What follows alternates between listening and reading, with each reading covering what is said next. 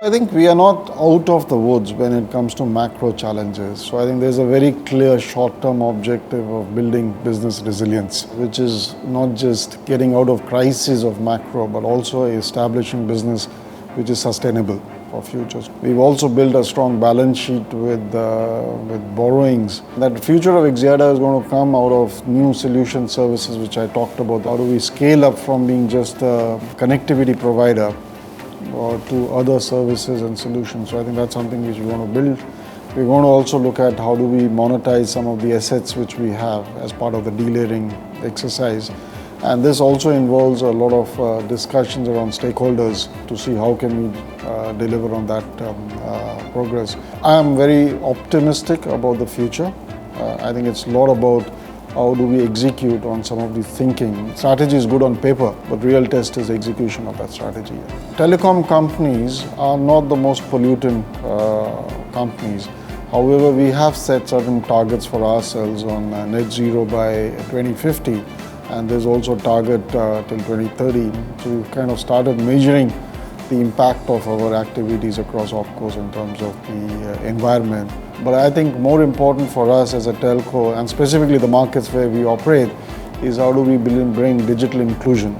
How do we ensure that our customers are actually more engaged in digital services, digital solutions? So I think we need to now work towards implementing some of those initiatives.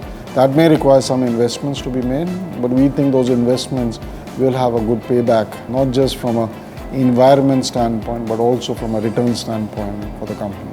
So I think the risks are manifold. I mean, obviously the macroeconomic risks stays. It remains uncertain. Geopolitical issues, the whole supply chain challenges, as well as the forex issues which are there. So one of the key actions for us is how do we deleverage ourselves from US dollar exposure. So I think there's been actions taken around that. We're also looking at how do we manage supply chain related issues, which is basically diversifying the portfolio of vendors. We're also seeing how regulatory landscape, which has been evolving with 5G coming in, how do we ensure that there is adequate involvement, engagement, advocacy on the regulatory guidelines across different markets. In addition to that, I think the industry in itself, as it evolves, will come with its own risks associated. So how do we partner with the other industry players, government stakeholders to ensure those risks are well articulated and managed? I think we as a group, we do invest substantial amount of money on CapEx. So I think important for us is to see how do we get the maximum out of the CapEx.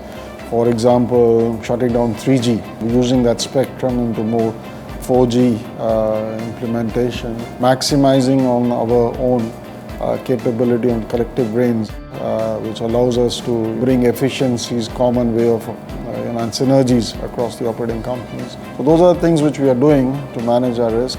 I think board is very engaged through the board risk and compliance committee. It's not easy in the environment currently, but I think we are well placed to manage our risks well.